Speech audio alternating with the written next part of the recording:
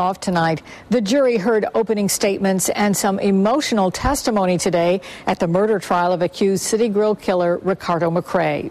News 4's Lori Schultz has followed every development and joins us now live from Erie County Court. Lori?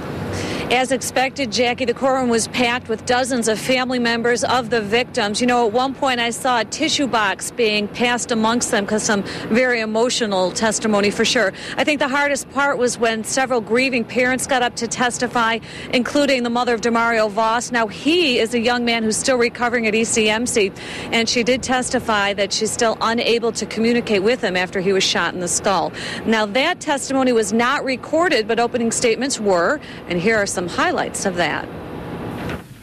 A simple case of disgusting and senseless terror. Prosecutor James Bargnesi began his opening statements by describing the horror. 4 people shot dead outside the City Grill last summer, a 5th gravely injured, and 3 others wounded. Lives destroyed and families torn to shreds in a matter of 17 seconds. Bargnesi argued the trouble started inside the City Grill, where McCrae was supposedly seen showing off with champagne and spilling it on others. The prosecutor singled out McCrae several times as the sole shooter. The person the crowd is desperately trying to get away from is someone that they know.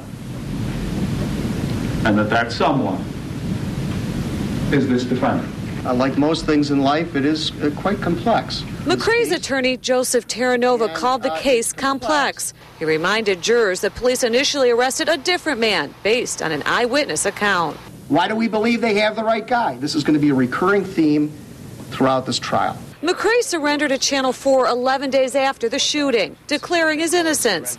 Terranova cautioned the jury about potential prosecution witnesses, including inmates.